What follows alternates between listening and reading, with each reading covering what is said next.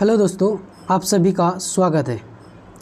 आज मैं आपके लिए BHDC 108 सब्जेक्ट कोड लाया हूँ, जिसका टाइटल है भाषा विज्ञान और हिंदी भाषा। दोस्तों, यह वीडियो आपके लिए बहुत ही महत्वपूर्ण होने वाला है, क्योंकि इसमें प्रेम सर के द्वारा सिलेक्टेड 5 ईयर के PYQ के सबसे most important question and answer है। अगर आप इन सभी प्रश्नों की सही प्रिपरेशन करके आओगे तो मैं श्योर हूँ कि आप 100 में से 100 तक का लिख कर आओगे। यह वीडियो इग्नू जून और दिसंबर एग्ज़ाम 2026 के लिए बनाया गया है। तो चलिए दोस्तों, हम लोग क्वेश्चन एंड आंसर को समझने का कोशिश करेंगे, प्रयास करेंगे। तो पहला क्वेश्चन है, हिंदी भाषा के विकास का परिचय दीजिए। हिंदी भाषा भारतीय भाषाओं में एक प्रमुख भाषा है और यह इंडो आर्यन भाषा परिवार से संबंधित है। इसका विकास प्राचीन काल से शुरू हुआ, जब यह संस्कृत भाषा से निकली। समय के साथ अपभ्रंश भाषाओं के माध्यम से हिंदी ने नया रूप लिया। प्राचीन काल में अपभ्रंश और भट्टी काव्य में हिंदी के लक्षण दिखाई देते हैं। मध्यकाल में अवधी, ब्रज, भोजपुरी और राजस्थानी जैसी बोलियों ने हिंदी के विकास में महत्वपूर्ण योगदान दिया। अगला स्टेप है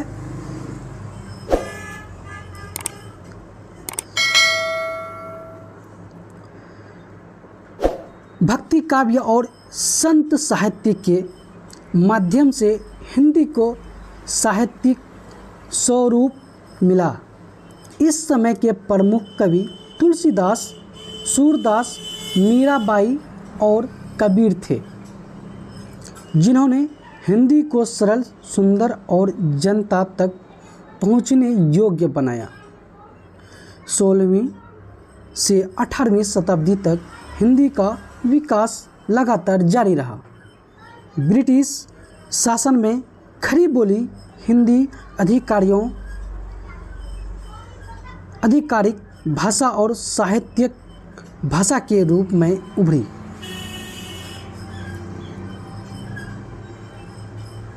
अगला स्टेप है, 20वीं शताब्दी में हिंदी ने राष्ट्रभाषा के रूप में अपनी पहचान मजबूत की।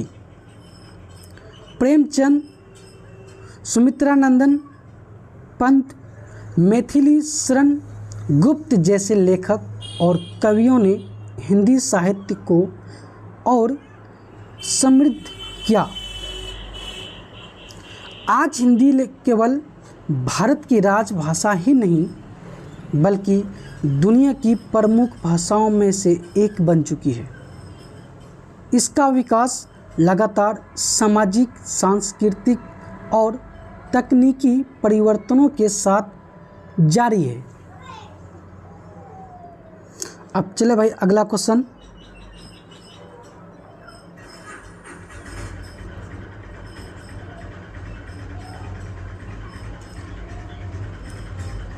क्वेश्चन नंबर 2, व्यंजन ध्वनियों के वर्गीकरण के विधिक आधारों पर प्रकाश डालिए। व्यंजन ध्वनियों हिंदी भाषा की ध्वनि प्रणाली का महत्वपूर्ण हिस्सा है। इन्हें उच्चारण की प्रक्रिया और स्थान के आधार पर वर्गीकृत किया जाता है। व्यंजन ध्वनियों के वर्गीकरण के मुख्य विधिक आधार निम्नलिखित है। नंबर 1, उच्चारण का स्थान। उसका इंग्लिश है प्लेस ऑफ आर्टिकुलेशन। व्यंजन ध्वनियों को उस स्थान के आधार पर वर्गीकृत किया जाता है जहाँ से वायु ध्वनि निकलती है। उदाहरण है, आप लोग उदाहरण को अच्छे से समझेंगे। देखिए, यहाँ है ओष्ठ, इन्हीं की ओट से बोला जाता है प ब म। ओष्ठ जैसे कि इंग्लिश में बोला जाता है बिलाबेल, ठीक है। उसके बाद है दंते, यानी कि डेंटल, जो दांत से बोला, दांत के थ्रू से जरिया से बोला जाता है। त द न। अब देखिए, तीसरा है तालवय, जो पलेटल, जो बोला जाता है च छ ज झ या। और मूर्धन्य, जिसको बोलते हैं रेट्रोफ्लेक्स, ट ठ द ढ न। कंठ, जिसको बोलते हैं वेलर, क ख ग घ अंग। चलिए अब दूसरा उच्चारण में आएंगे। उच्चारण की क्रिया, मैनर ऑफ आर्टिकुलेशन। कहता है व्यंजन ध्वनियों को उनके उच्चारण के प्रकार के आधार पर भी वर्गीकृत किया जाता है। अब देखिए उसका उच्चारण क्या बोला जाता है। अस्पष्ट, दूसरा है सघन, उसका इंग्लिश बोला जाता है पॉलिसिप्स, ठीक है। क्या क्या है, प है, ब है, त है। अगला है घर्षण, फ्रैकेटिव्स, उसका उच्चारण किससे निकलता है, देखिए स तालब्स ह। उसके बाद है तीसरा अर्धस्वर, जिसको बोला जाता है सेमी वोवेल्स, य र ल व। अनुनासिक, जिसको बोला जाता है नसल्स, म न अं न या। तीसरा है स्वर सहायता, वॉइसिंग एंड एक्सप्रेशन। देखिए क्या कहा जाता है, व्यंजन ध्वनियों को सस्वर, वॉइस्ड, उसका इंग्लिश होता है वॉइस्ड, और निस्वर, जिसका इंग्लिश होता है वॉइसलेस, और सहाय या मृदु, उसका इंग्लिश होता है एस्पिरेटेड या अनएस्पिरेटेड, के आधार पर भी वर्गीकृत किया जाता है। उदाहरण, क निस्वर अप्रयुक्त, ग सस्वर अप्रयुक्त, ख निस्वर उत्स्फूर्त।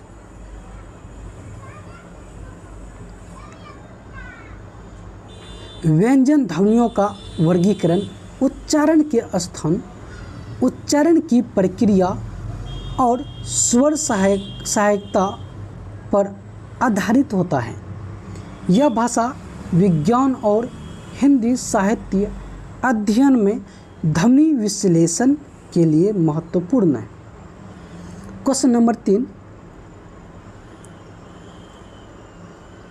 शब्द के भेदों का विस्तार से विवेचन कीजिए।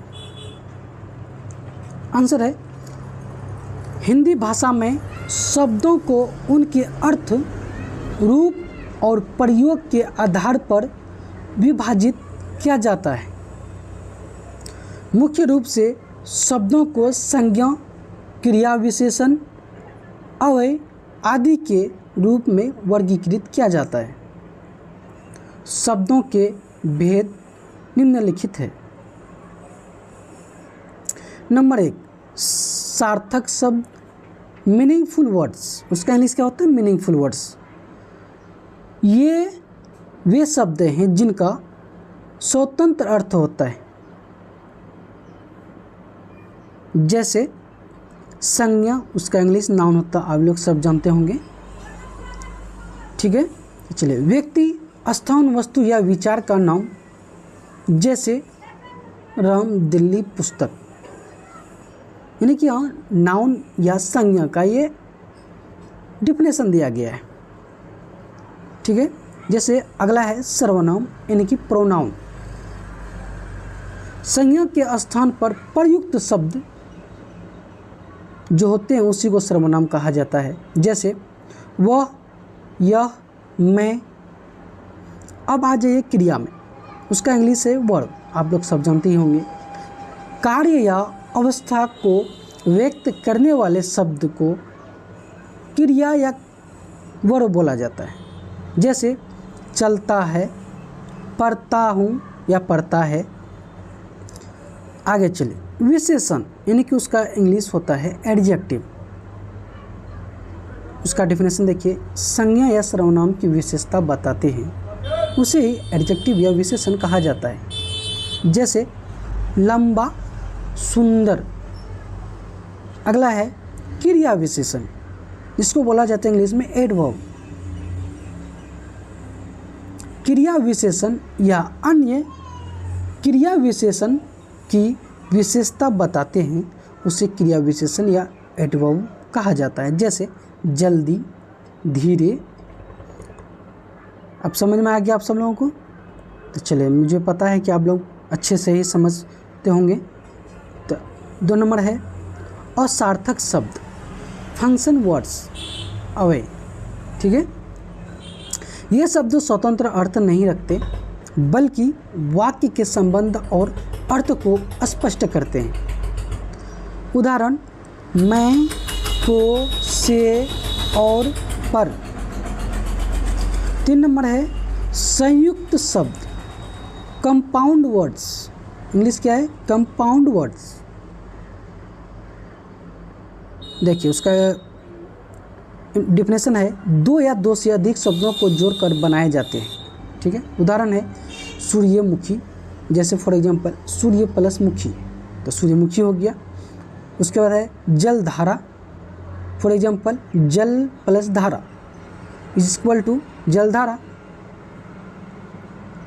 चलिए 4 नंबर में है संक्षिप्त और लघु शब्द। जैसे फोन, टेलीफोन से, ट्रेन, रेलवे ट्रेन। निष्कर्ष में आप समझेंगे हम लोग। ठीक है, तो शब्द के भेद भाषा के संरचना और व्याकरण को समझने में मदद करते हैं। ठीक है, वे संज्ञा, क्रिया, विशेषण, अव्यय और संयुक्त शब्दों के रूप में हमारी भाषा को व्यवस्थित करते हैं और वाक्यों में अर्थपूर्णता बनाए रखते हैं। ठीक है, इतना समझ गए आप लोग। आगे क्वेश्चन नंबर 4, वाक्य की परिभाषा देते हुए उसका स्वरूप स्पष्ट कीजिए। क्या है आंसर? वाक्य भाषा का वह मुख्य घटक है जो पूर्ण अर्थ प्रकट करता है। सरल शब्दों में कहें तो वाक्य उन शब्दों का समूह है जो एक विचार, भावना, आदेश या प्रश्न व्यक्त करते हैं।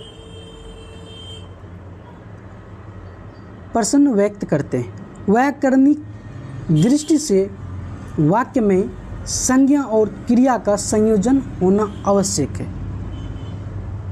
वाक्य का स्वरूप, टाइप्स ऑफ सेंटेंस। नंबर 1, रचना के अनुसार स्ट्रक्चरल टाइप्स। सरल वाक्य, सिंपल सेंटेंस, जिसमें केवल एक स्वतंत्र विचार व्यक्त होता है। उदाहरण राम पढ़ रहा है।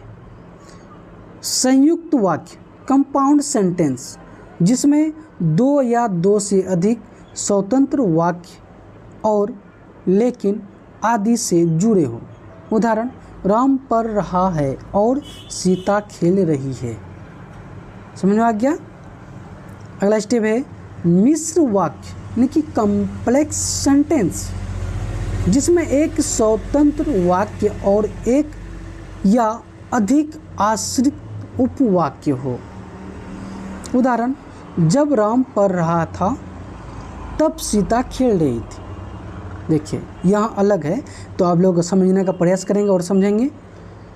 2 नंबर है भाव के अनुसार फंक्शनल टाइप्स। वाच्यात्मक या कथन वाक्य,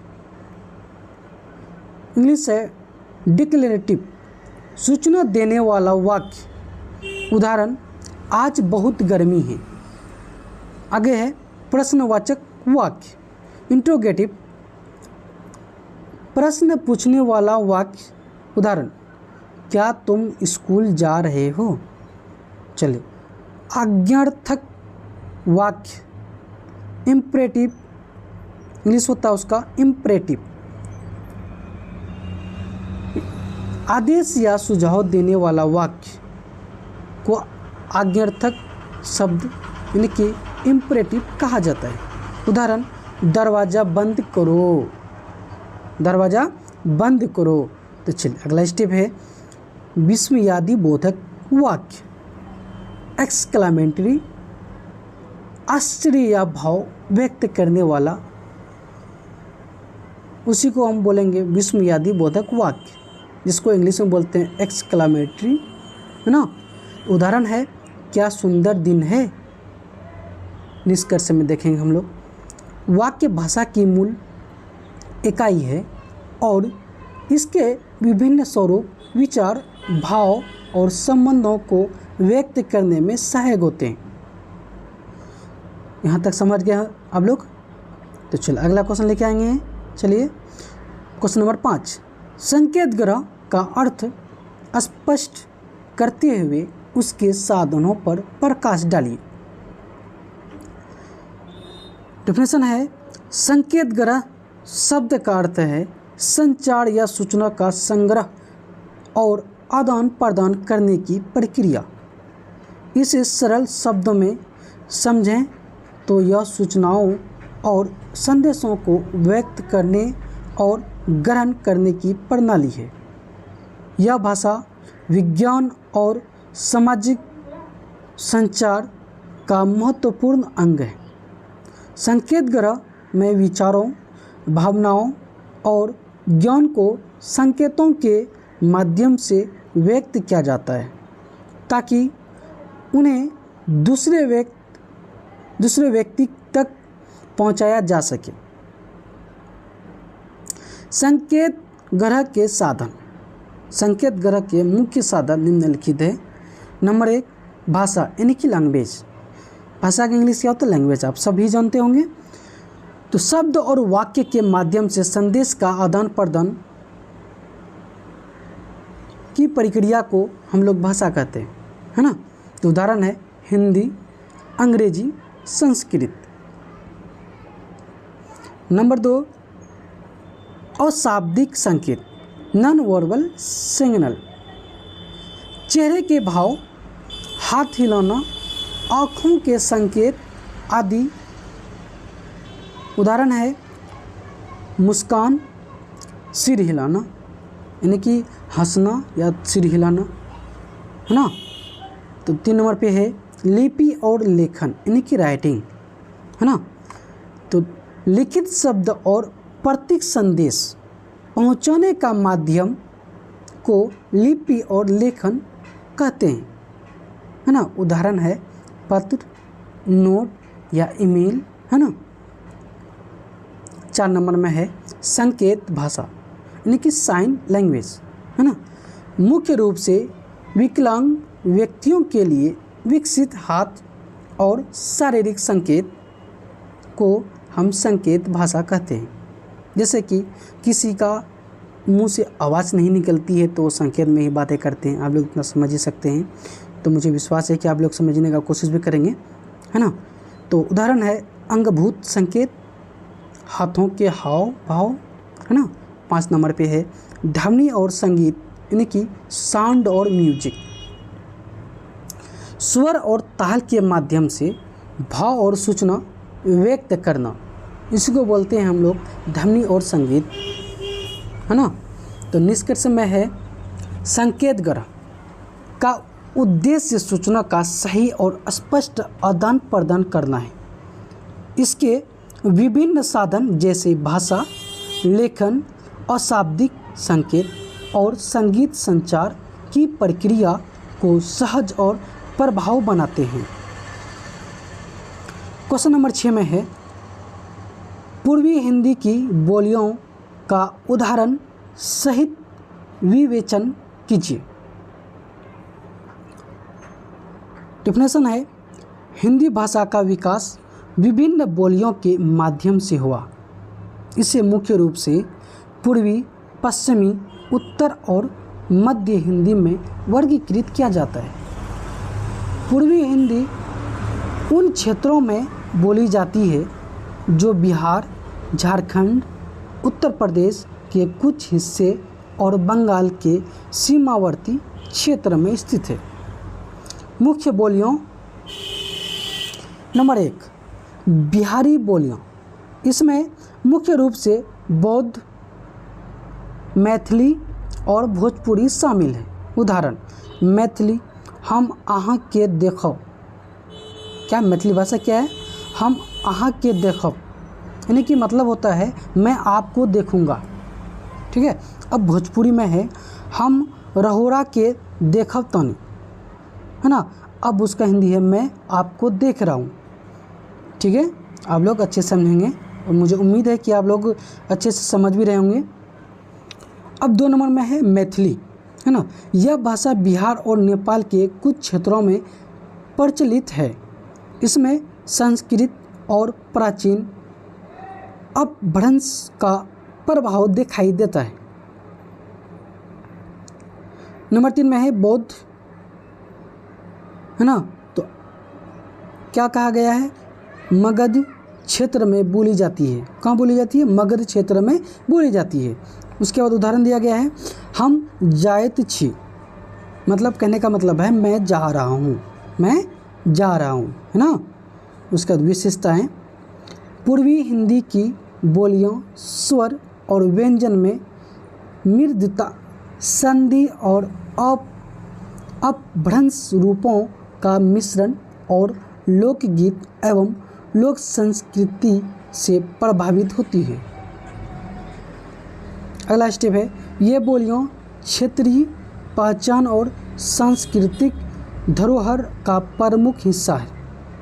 निष्कर्ष में देखेंगे हम लोग, पूर्वी हिंदी की बोलियां न केवल भाषा की विशेषता को प्रदर्शित करती है, बल्कि भाषाई और सांस्कृतिक इतिहास को समझने में भी सहायक है। क्वेश्चन नंबर 7 में आप समझेंगे हम लोग, देवनागरी लिपि के मानकीकरण की आवश्यकता के कारणों की उदाहरण सहित विवेचना कीजिए। देवनागरी लिपि हिंदी भाषा की प्रमुख लिपि है। समय के साथ विभिन्न क्षेत्रों में इसके अलग अलग रूप और लेखन पद्धतियों विकसित हो गई। इस स्थिति में लिपि के मानकीकरण की आवश्यकता उत्पन्न हुई। मानकीकरण की आवश्यकता के कारण, अब उनका कारण देखेंगे हम लोग धीरे धीरे अगले स्टेप में। समान लेखन और उच्चारण, विभिन्न क्षेत्रों में समान शब्दों को अलग तरीके से लिखा जाता है। उदाहरण, विद्यालय शब्द को कभी कभी विद्यालय और कभी विद्यालय, यानी कि कभी फुल लॉ से, कभी उल्टा लॉ से, कभी आधा लॉ से लिखा जाता है। ठीक है।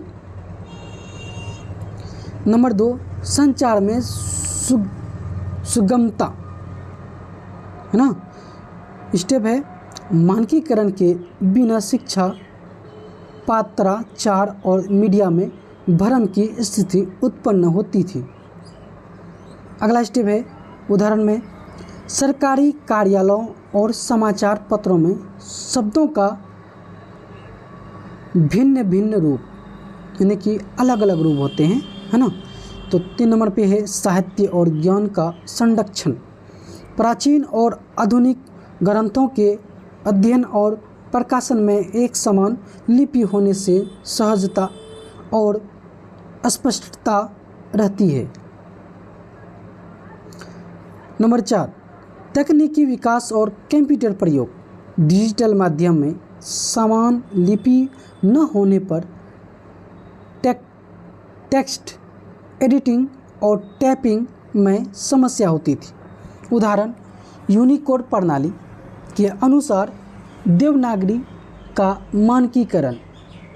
अब निष्कर्ष में देखेंगे हम लोग, देवनागरी लिपि का मानकीकरण भाषा की सुसंगतता शिक्षा, संचार और तकनीकी उपयोग के लिए अनिवार्य है। इससे भाषा का समान उच्चारण, लेखन और अध्ययन संभव होता है। क्वेश्चन नंबर 8, सामाजिक व्यवहार के रूप में भाषा के महत्व पर विचार कीजिए। सामाजिक व्यवहार के रूप में भाषा का महत्व अत्यंत बड़ा है। भाषा केवल बात करने का साधन नहीं है, बल्कि यह समाज और संस्कृति की रीढ़ है।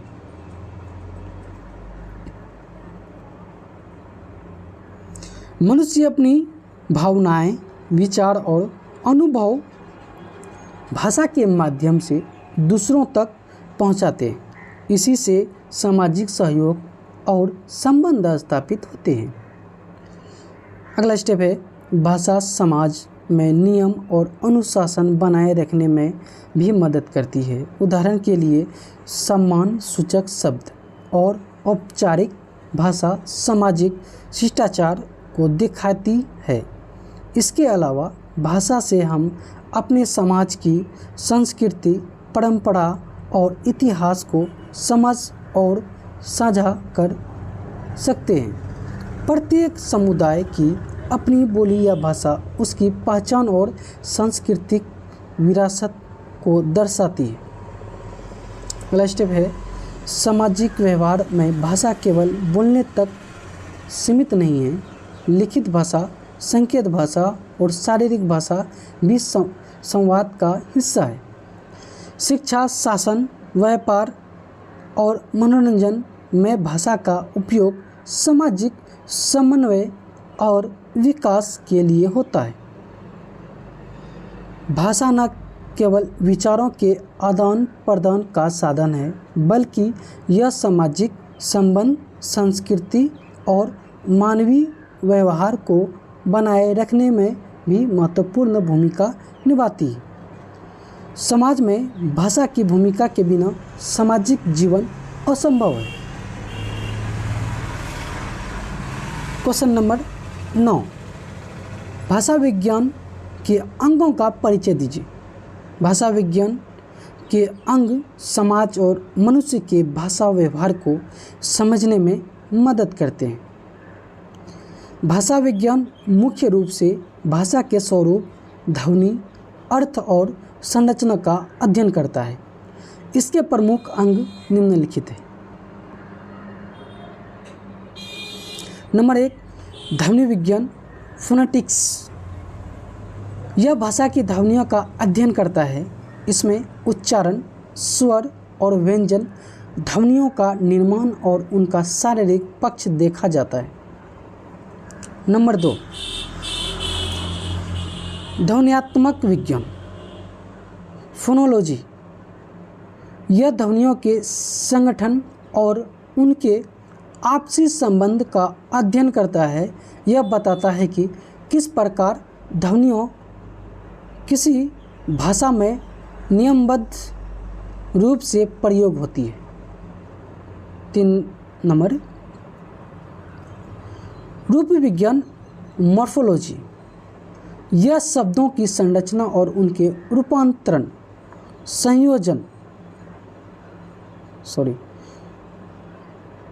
यह शब्दों की संरचना और उनके रूपांतरण का अध्ययन करता है। इसमें शब्दों के भेद, उपसर्ग, प्रत्यय और उनका संयोजन शामिल होता है। वाक्य विज्ञान, सिंटैक्स। यह वाक्यों के निर्माण और शब्दों के क्रम का अध्ययन करता है। यह बताता है कि वाक्य कैसे बनते हैं और उनके नियम क्या हैं। नंबर 5, अर्थ विज्ञान, सेमेंटिक्स। यह शब्दों, वाक्यों और भाषाई अभिव्यक्तियों के अर्थ का अध्ययन करता है। नंबर 6, प्रयोग विज्ञान, पैरामैग्नेटिक्स। यह भाषा के प्रयोग और संदर्भ के अनुसार अर्थ और प्रभाव का अध्ययन करता है।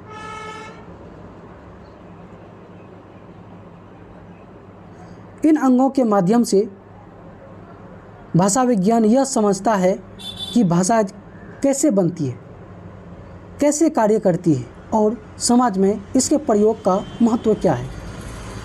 क्वेश्चन नंबर 10, श्रवण परिवर्तन के विविध कारणों का उदाहरण सहित विवेचन कीजिए।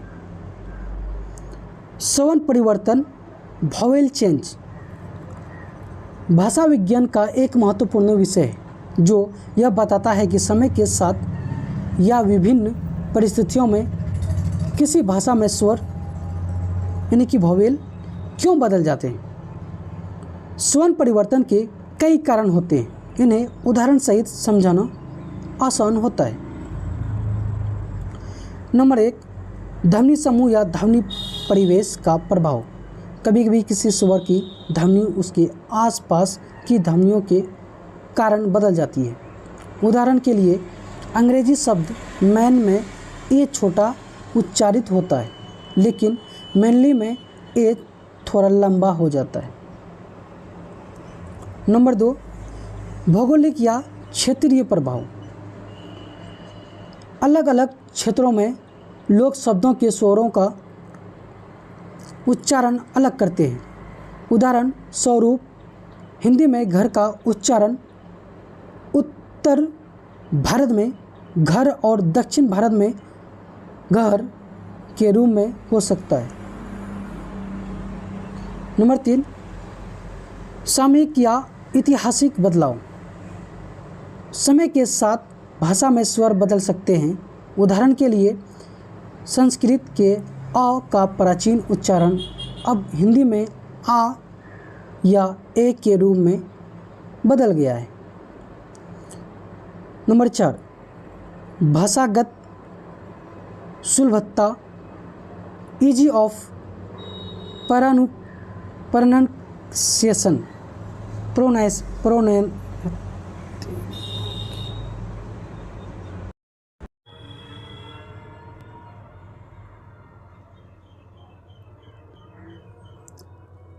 नंबर 4, भाषागत सुलभता। बोलने में आसानी के लिए कभी कभी स्वर बदल जाते हैं। उदाहरण अंग्रेजी में फ्रेंड का पुराना रूप फ्रेंड था, जिसमें स्वर जोड़कर उच्चारण आसान किया गया है। नंबर 5, सांस्कृतिक और सामाजिक प्रभाव। भाषा के अन्य समुदायों या भाषाओं के प्रभाव के स्वर परिवर्तन होता है। उदाहरण हिंदी में स्कूल का उच्चारण पहले स्कूल था, अब स्कूल या स्कूल दोनों सुनाई देते हैं। स्वर परिवर्तन भाषा के विकास और उसके ऐतिहासिक, सामाजिक तथा भौगोलिक संदर्भों को समझने में मदद करता है। यह भाषा के जीवन और लगातार बदलते स्वरूप का प्रमाण है। क्वेश्चन नंबर 11, सरल वाक्य के विभिन्न प्रकारों की विस्तार से विवेचना कीजिए।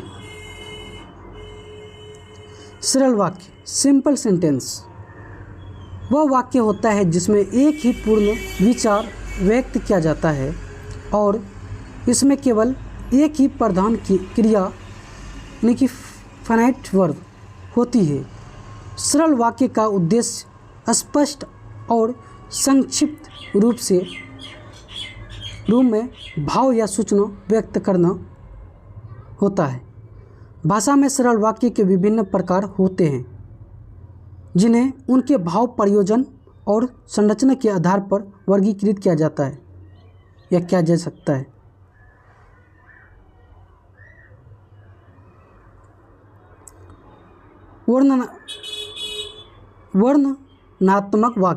वर्णनात्मक वाक्य यह किसी तथ्य, सूचना या विचार को व्यक्त करता है। उदाहरण वह पुस्तक पढ़ रही है। नंबर 2, प्रश्नवाचक इंटरोगेटिव सेंटेंस, यह किसी जानकारी के लिए प्रश्न पूछता है। उदाहरण क्या तुम स्कूल जा रहे हो। आज्ञावाचक वाक्य इम्परेटिव सेंटेंस। यह किसी को आदेश, निवेदन या सुझाव देने के लिए प्रयोग किया जाता है। उदाहरण, कृपया दरवाज़ा बंद करो। नंबर 4, विस्मयादिबोधक वाक्य एक्सक्लेमेटरी सेंटेंस। यह आश्चर्य, खुशी, दुख या किसी भावना को व्यक्त करता है। उदाहरण, कितनी सुंदर सुबह है। सरल वाक्य की संरचना में विषय यानी कि सब्जेक्ट और क्रिया यानी कि प्रेडिकेट अनिवार्य होते हैं। कभी कभी इसमें कर्म यानी कि ऑब्जेक्ट, विशेषण, एडजेक्टिव, अव्यय यानी कि एडवर्ब या उपवाक्य भी शामिल हो सकते हैं, लेकिन मूल विचार हमेशा एक ही रहता है। सरल वाक्य की यह लचीलापन इसे संचार और लेखन में अत्यंत उपयोगी बनाती है। क्वेश्चन नंबर 12, संकेत ग्रह। संकेत ग्रह के बाधक तत्वों पर प्रकाश डालिए। संकेत ग्रह सेमियोटिक्स या संकेतों का अध्ययन समाज और भाषा विज्ञान में बहुत महत्वपूर्ण है। संकेत ग्रह का उद्देश्य यह समझना है कि कैसे संकेत यानी कि साइन अर्थ का संचार करते हैं और किस प्रकार वे सामाजिक व्यवहार को प्रभावित करते हैं। संकेत ग्रह के अध्ययन में विभिन्न बाधक तत्व सामने आते हैं जो संकेत के सही अर्थ और संदेश के आदान प्रदान में रुकावट डालते हैं। इन बाधाओं पर ध्यान देना आवश्यक है। नंबर 1, भाषाई बाधाएं। यदि प्रेषक और ग्राहक की भाषा या शब्दावली अलग हो तो संदेश सही रूप में नहीं पहुंच पाता। उदाहरण, एक क्षेत्रीय भाषा में कहा गया शब्द दूसरे क्षेत्र में समझा न जाए। नंबर 2, सांस्कृतिक और सामाजिक अंतर। किसी संकेत का अर्थ समाज और संस्कृति के आधार पर विभिन्न हो सकता है। उदाहरण, हाथ हिलाने का संकेत भारत में नमस्ते का रूप है, जबकि कुछ पश्चिमी देशों में केवल अभिवादन। नंबर 3, भावनात्मक या मानसिक बाधाएं। व्यक्ति की मानसिक स्थिति, पूर्वाग्रह या भावना संदेश की समझ में बाधा डाल सकती है। उदाहरण, क्रोध में दिया गया संकेत गलत अर्थ में लिया जा सकता है।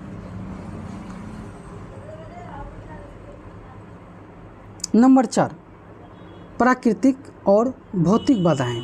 ध्वनि, रोशनी या तकनीकी बाधाएं संदेश को सही ढंग से पहुंचने में रुकावट डाल सकती है। उदाहरण, फ़ोन पर आवाज़ का कम होना। सांकेतिक जटिलता। संकेत बहुत जटिल या अस्पष्ट होने पर उसका अर्थ ग्राहक तक सही नहीं पहुंचता। संकेत ग्रह के इन बाधक तत्वों को समझना आवश्यक है ताकि संचार और सामाजिक संवाद प्रभावी और स्पष्ट हो। क्वेश्चन नंबर 13, वैज्ञानिक लिपि की विशेषताओं के आधार पर देवनागरी लिपि का मूल्यांकन कीजिए। वैज्ञानिक लिपि वह होती है जो भाषा की ध्वनियों का सटीक, स्पष्ट और व्यवस्थित रूप में प्रतिनिधित्व करती है। इसकी विशेषताएं होती है प्रत्येक ध्वनि के लिए एक विशेष चिन्ह होना, उच्चारण में स्पष्टता, अक्षरों का नियमबद्ध क्रम और आसानी से पढ़ने व लिखने योग्य होना। इन मानकों के आधार पर देवनागरी लिपि का मूल्यांकन किया जा सकता है। नंबर 1, ध्वनि सुसंगतता। देवनागरी लिपि में प्रत्येक स्वर और व्यंजन के लिए एक विशेष चिन्ह है। उदाहरण स्वरूप क और ख अलग ध्वनियों का स्पष्ट प्रतिनिधित्व करते हैं। यह ध्वनि सुसंगतता से वैज्ञानिक लिपि की श्रेणी में लाती है। नंबर 2, उच्चारण में अस्पष्टता। देवनागरी अक्षरों का उच्चारण और लेखन लगभग एक जैसे हैं। एक बार अक्षर सीखने के बाद इसे पढ़ना और लिखना सरल हो जाता है। नंबर 3, अक्षरों की व्यवस्था। स्वर और व्यंजन संयोजन के नियम स्पष्ट है। संयुक्ताक्षर और मात्राएं व्यवस्थित रूप से बनती है, जिससे लिपि व्यवस्थित और पठनीय रहती है। नंबर 4, सामाजिक और ऐतिहासिक दृष्टि। देवनागरी लिपि कई भारतीय भाषाओं जैसे हिंदी, संस्कृत, मराठी और नेपाली में प्रयोग होती है। इसकी वैज्ञानिक संरचना इसे विविध भाषाओं में उपयोगी बनाती है। निष्कर्ष, वैज्ञानिक लिपि की सभी विशेषताओं, स्पष्ट ध्वनि संकेत, पढ़ने लिखने की सुगमता और व्यवस्थित संरचना के आधार पर देवनागरी लिपि को प्रभावी, सटीक और वैज्ञानिक माना जा सकता है। क्वेश्चन 14, हिंदी भाषा की विविध भूमिकाओं पर विचार कीजिए। हिंदी भाषा केवल भारत की एक प्रमुख भाषा नहीं है, बल्कि इसके समाज और संस्कृति में अनेक महत्वपूर्ण भूमिकाएं हैं। हिंदी ने ऐतिहासिक, सामाजिक, सांस्कृतिक और राजनीतिक दृष्टि से देश में एक विशेष स्थान बनाया है। नंबर 1, संवाद और संरचना का माध्यम। हिंदी भाषा लोगों के बीच संवाद का मुख्य साधन है। यह न केवल व्यक्तिगत स्तर पर बल्कि समाज और राज्य स्तर पर सूचना और भावनाओं के आदान प्रदान में मदद करती है। उदाहरण स्वरूप प्रशासनिक कार्यों और शिक्षा में हिंदी का व्यापक प्रयोग होता है। नंबर 2, सांस्कृतिक और साहित्यिक भूमिका। हिंदी साहित्य, कविता, नाटक और लोक कथाओं के माध्यम से समाज की संस्कृति धरोहर को संरक्षित और प्रसारित करती है। भक्ति आंदोलन से लेकर आधुनिक साहित्य तक हिंदी ने समाज के विचार और भावनाएं व्यक्त की है। नंबर 3, राष्ट्रीय एकता का साधन। विविध भाषाओं और बोलियों वाले भारत में हिंदी एक सेतु का काम करती है। यह अलग अलग क्षेत्रीय समुदायों को आपस में जोड़ने और संवाद स्थापित करने में सहायक है। नंबर 4, शिक्षा और ज्ञान का माध्यम। हिंदी माध्यम स्कूलों और विश्वविद्यालयों में शिक्षा एक महत्वपूर्ण भाषा है। विज्ञान, प्रौद्योगिकी और सामाजिक अध्ययन में हिंदी के माध्यम से ज्ञान का विस्तार हुआ है।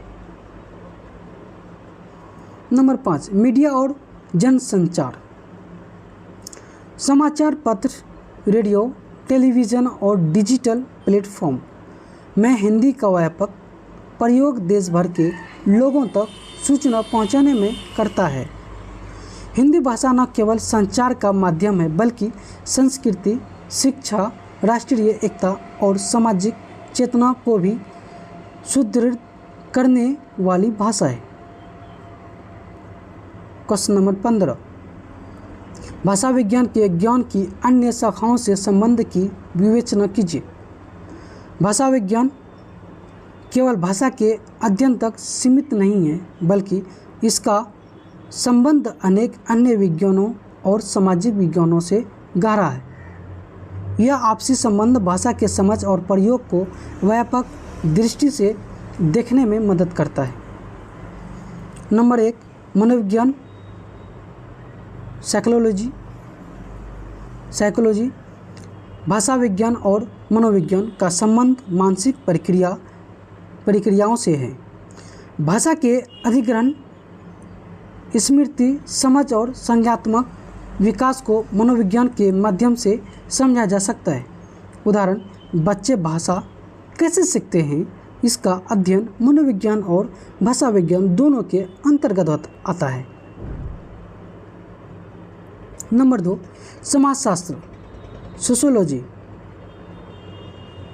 भाषा और समाजशास्त्र का संबंध सामाजिक व्यवहार और सामाजिक संरचना से जुड़ा है। भाषा समाज में पहचान, सामाजिक वर्ग, लिंग और संस्कृति को व्यक्त करती है।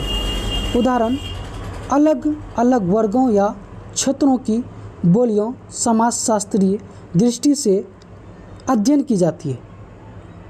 नंबर 3, मानवशास्त्र, एंथ्रोपोलॉजी। भाषा और मानवशास्त्र का संबंध सांस्कृतिक और ऐतिहासिक संदर्भ से है। भाषा किसी समुदाय की परंपरा, रीति रिवाज और इतिहास को समझने का माध्यम बनती है। चलिए अब चलेंगे 4 नंबर पे, तंत्र ज्ञान और कंप्यूटर विज्ञान। आधुनिक समय में कंप्यूटेशनल लिंग्विस्टिक्स या नेचुरल लैंग्वेज प्रोसेसिंग का शॉर्ट नेम है NLP के माध्यम से भाषा का कंप्यूटर पर विश्लेषण किया जाता है। नंबर 5, अन्य भाषा वैज्ञानिक शाखाएं। ध्वनि विज्ञान, रूप विज्ञान, वाक्य विज्ञान और अर्थ विज्ञान जैसी शाखाएं भी भाषा विज्ञान के अध्ययन को विभिन्न दृष्टियों से समृद्ध करते हैं।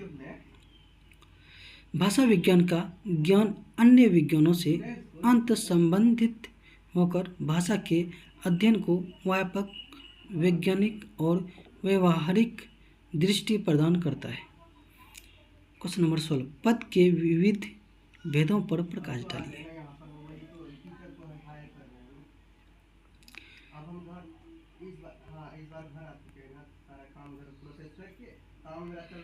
पद भाषा का सबसे छोटा, स्वतंत्र, अर्थपूर्ण भाग होता है जो वाक्य में किसी विचार या भाव को व्यक्त करता है। हिंदी में शब्दों या पदों के विभिन्न भेद हैं जिन्हें उनके प्रयोग, अर्थ और वाक्य में स्थान के आधार पर वर्गीकृत किया जा सकता है। नंबर 1, संज्ञा यानी कि नाउन। यह किसी व्यक्ति, स्थान, वस्तु या गुण का नाम बताती है। उसका उदाहरण है राम, किताब, सागर। नंबर 2, सर्वनाम, प्रोनाउन। यह संज्ञा के स्थान पर प्रयोग किया जाता है। उदाहरण, वह, मैं, तुम। क्रिया, वर्ब। यह किसी क्रिया, कार्य या अवस्था को व्यक्त करती है। उदाहरण, खाता है, सोती है, चल रहे हैं। नंबर 4, विशेषण, एडजेक्टिव। यह संज्ञा या सर्वनाम की विशेषता बताता है। उदाहरण, सुंदर, लंबा, तीव्र। नंबर 5, क्रिया विशेषण, एडवर्ब। वह क्रिया विशेषण या अन्य क्रिया विशेषण के बारे में जानकारी देता है। उदाहरण, तेजी से, अच्छी तरह, कल। नंबर 6, संबंधबोधक, पोस्टपोजिशन, प्रीपोजिशन। यह शब्दों के बीच संबंध स्थापित करता है। उदाहरण, के लिए, मैं, से। नंबर 7, अवे, इंडिक्लिनेबल वर्ड्स। ऐसे शब्द जो न तो लिंग, वचन या कारक बदलते हैं। उदाहरण, और, लेकिन, क्योंकि। नंबर 8,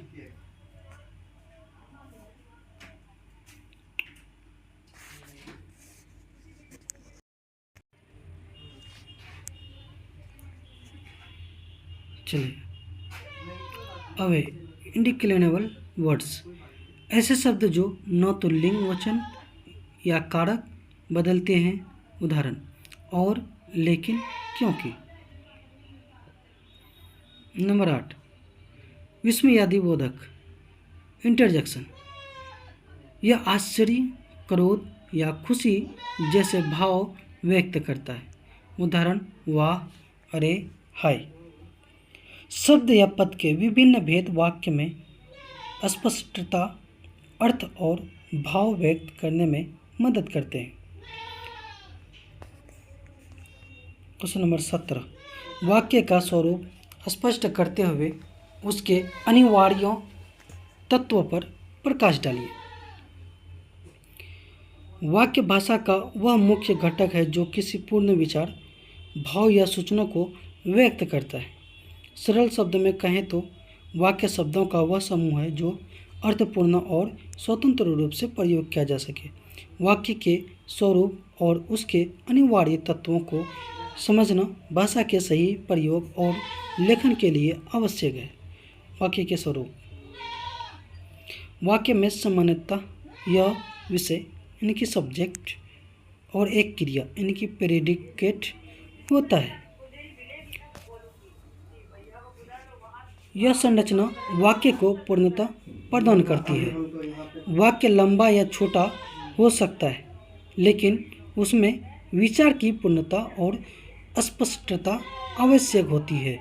वाक्य के प्रकार भी उसके भाव और प्रयोजन पर निर्भर करते हैं, जैसे वर्णनात्मक वाक्य, प्रश्नवाचक वाक्य, आज्ञावाचक वाक्य और विस्मयादिबोधक वाक्य।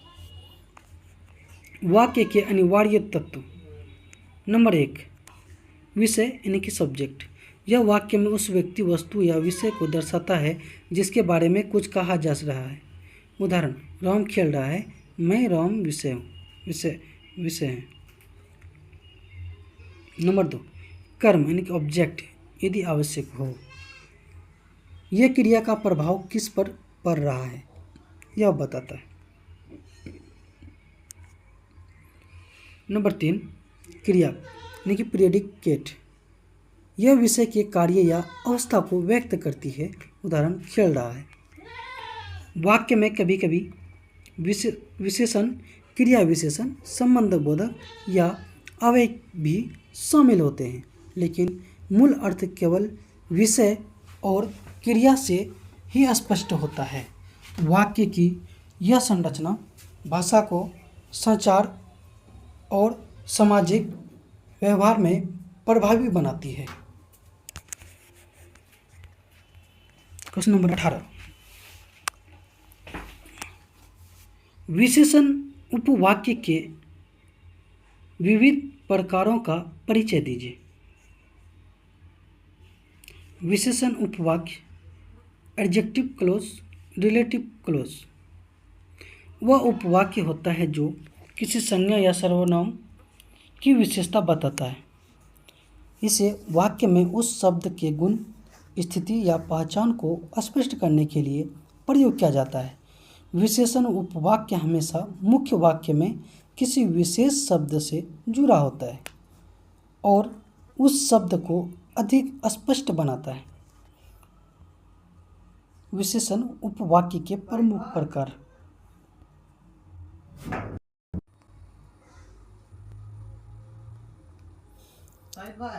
चल नंबर 1, सर्वनाम संबंधी विशेषण उपवाक्य, रिलेटिव प्रोनाउन क्लोज।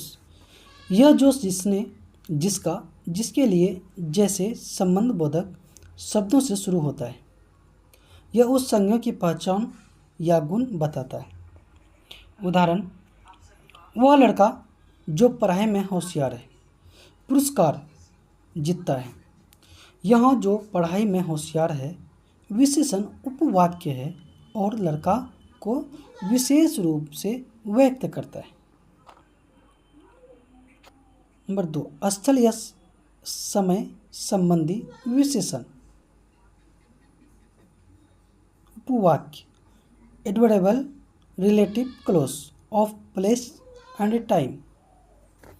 यह किसी स्थान या समय के संदर्भ में संज्ञा को विशेष बनाता है। उदाहरण मैं वहाँ गया जहाँ तुम्हारा घर है। जहाँ तुम्हारा घर है उपवाक्य स्थान को स्पष्ट करता है। नंबर 3, कारण संबंधी विशेषण उपवाक्य। काजुअल रिलेटिव क्लोज, यह किसी क्रिया या संज्ञा के कारण को स्पष्ट करता है। उदाहरण, वह छात्र जिसने कठिन परिश्रम किया सफल हुआ। निष्कर्ष, विशेषण उपवाक्य मुख्य वाक्य में संज्ञा या सर्वनाम की विशेषता को स्पष्ट करने का माध्यम है। इसके विभिन्न प्रकार वाक्य को अधिक सटीक, सुगठित और अर्थपूर्ण बनाते हैं। देवनागरी लिपि की विशेषता बताइए। देवनागरी लिपि भारतीय भाषाओं की प्रमुख लिपियों में से एक है और इसका प्रयोग हिंदी, संस्कृत, मराठी, नेपाली आदि भाषाओं में किया जाता है। इसकी विशेषताएं इसे अन्य लिपियों से अलग और वैज्ञानिक बनाती है।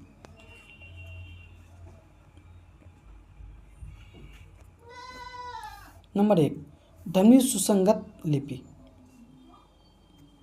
Phonetics script. देवनागरी लिपि में प्रत्येक स्वर और व्यंजन का निश्चित चिन्ह होता है। एक ध्वनि के लिए हमेशा एक ही अक्षर प्रयोग होता है, जिससे उच्चारण में स्पष्टता रहती है। नंबर 2, स्वर और व्यंजन का स्पष्ट विभाजन। देवनागरी में स्वर और व्यंजन अलग अलग चिन्हों द्वारा व्यक्त होते हैं। स्वर अक्षर स्वतंत्र रूप से या व्यंजन के साथ मात्राओं के रूप में प्रयुक्त होते हैं। उदाहरण, क, उसके जोर, आकर बराबर का। ये जो डंडा है ना, डंडा इसको आकर बोलते हैं। क्या बोलते हैं? आकर, है ना।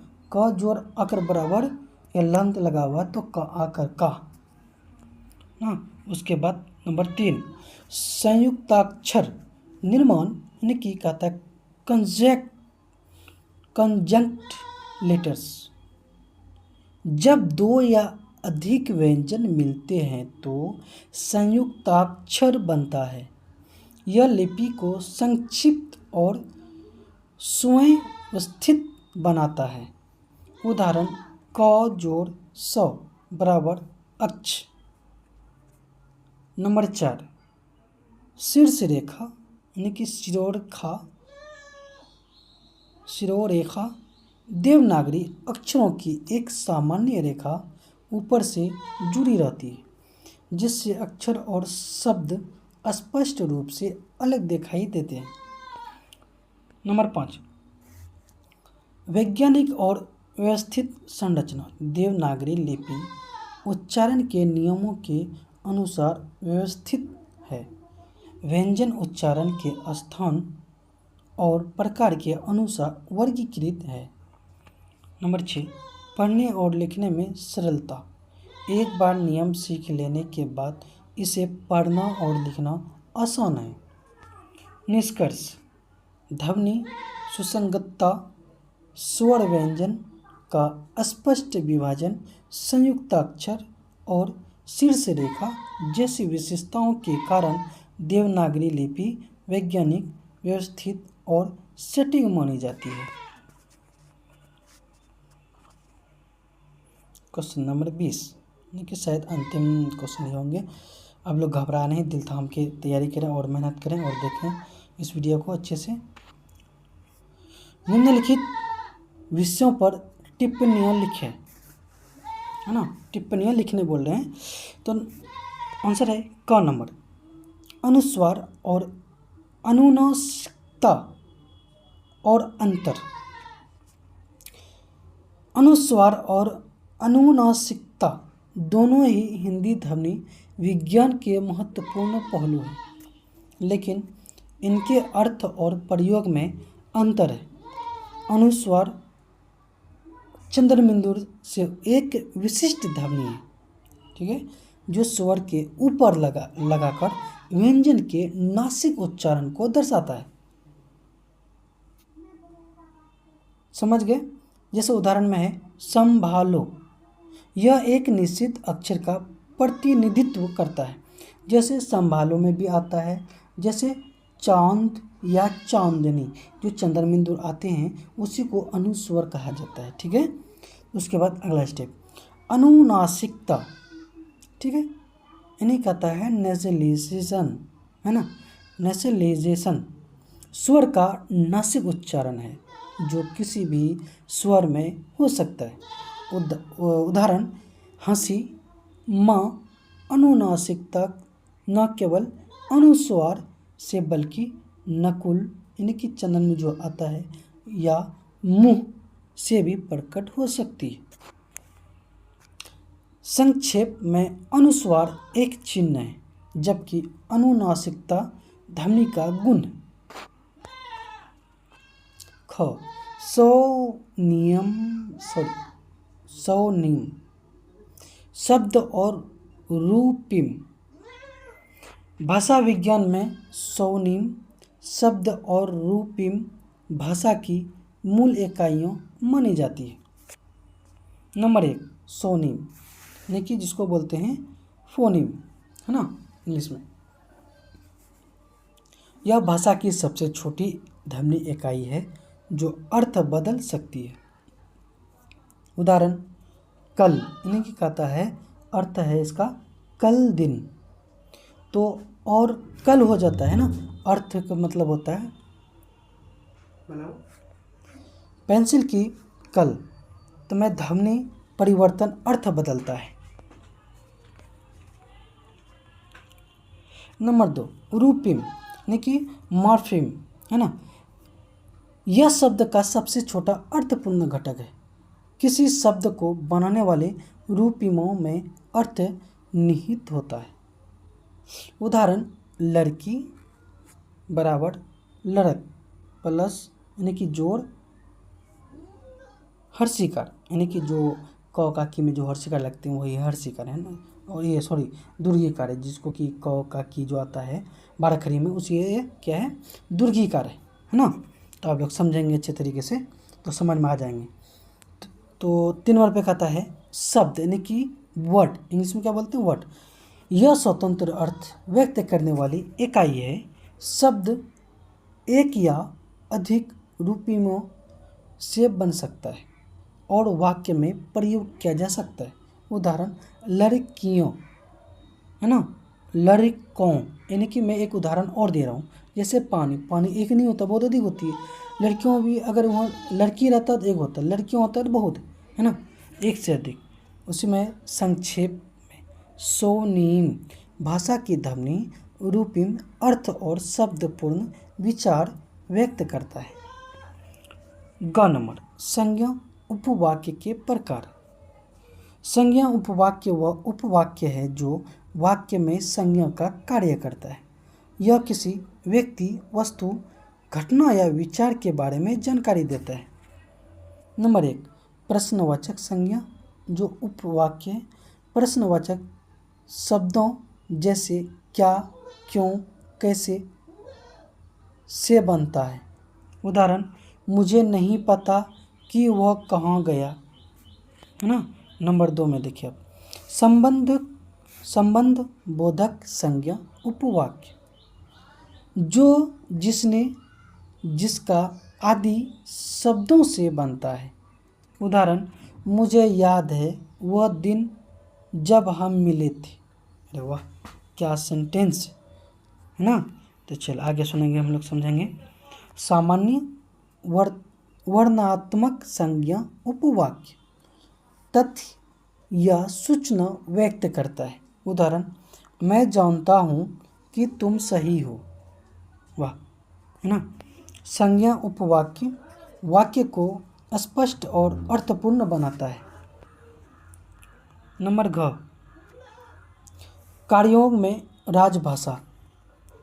भारत में प्रशासनिक कार्यों में हिंदी को राजभाषा के रूप में अपनाया गया है।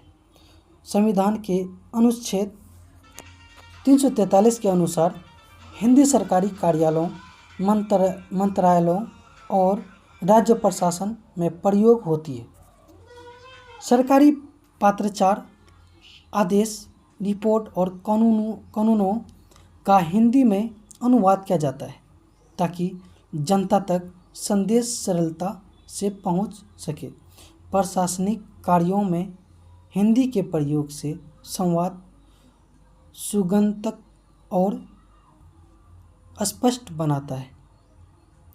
प्रशिक्षण और नीतियों के माध्यम से हिंदी का उपयोग बढ़ाया जाता है। कार्यों में राजभाषा न केवल प्रशासनिक कार्य सरल बनाती है बल्कि राष्ट्रीय एकता और सांस्कृतिक पहचान को भी शुद्ध करती है।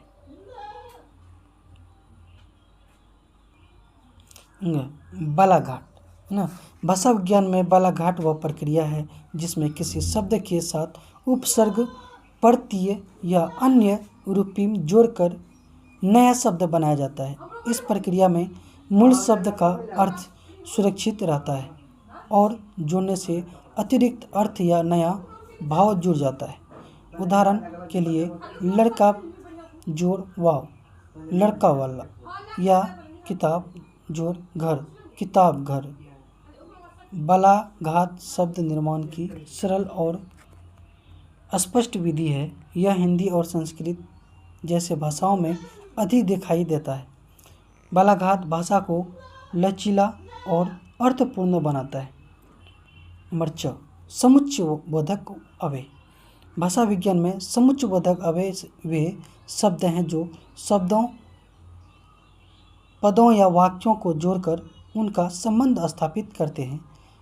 ये अव्ययलिंग वचन या कारक नहीं बदलते लेकिन वाक्य को स्पष्ट और सुगठित बनाते हैं। उदाहरण के लिए और, या, किंतु, लेकिन, क्योंकि, इसलिए आदि शब्द जोड़ने में राम और श्याम खेल रहे हैं। वाक्य जोड़ने में मैं गया लेकिन वह नहीं आया। समुच्चयबोधक अव्यय भाषा में सुसंगतता, स्पष्टता और लय बनाए रखने में मदद करता है। यह वाक्य को अधिक अर्थपूर्ण और पढ़ने में आसान बनाता है। नंबर 6, अर्थ विस्तार और अर्थ संकोच।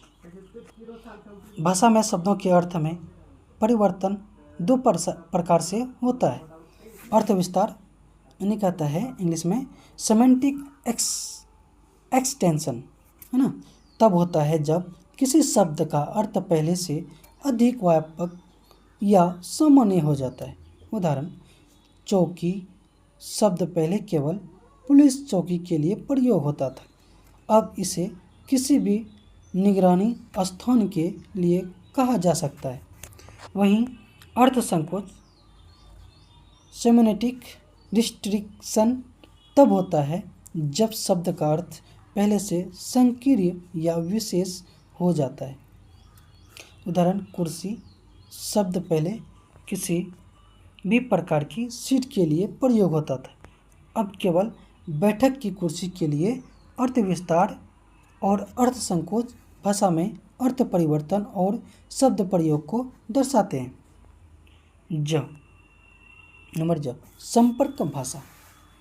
भाषा विज्ञान में संपर्क भाषा वह भाषा है जो अलग अलग भाषाभाषी समुदायों के बीच संवाद और समझ के लिए बनती है। जब लोग अलग भाषाएं बोलते हैं और सामान्य भाषा न हो तब एक सरल और मिश्रित भाषा विकसित होती है। यह भाषा बोलचाल, व्यापार और सामाजिक संपर्क में प्रयोग होती है।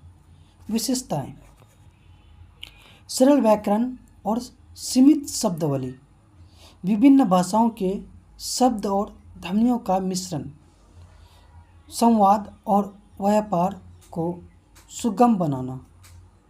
उदाहरण, हिंदी में अंग्रेजी शब्दों का प्रयोग या पोर्तुगीज व्यापारिक भाषाएं। नंबर झ, संकेत ग्रह के बाधक कारण।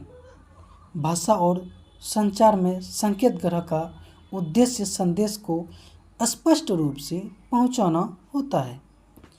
इसके प्रभावी प्रयोग में कई बाधाएं उत्पन्न होती है। सबसे पहला कारण है स्पष्ट संकेत। जब संकेत का अर्थ या रूप स्पष्ट नहीं होता, दूसरा भाषा या बोली का अंतर जिससे प्राप्तकर्ता संदेश नहीं समझ पाता। तीसरा सांस्कृतिक अंतर, जब प्रतीक या संकेत अलग संस्कृति में गलत अर्थ देते हैं। चौथा समय पर संदेश का न पहुंचना जिससे संचार पर प्रभावित होता है। इन बाधाओं के कारण संकेत ग्रह का संदेश पूर्ण रूप से नहीं पहुंच पाता और संचार में विघ्न उत्पन्न होता है। नंबर यहाँ पश्चिमी हिंदी की बोलियों।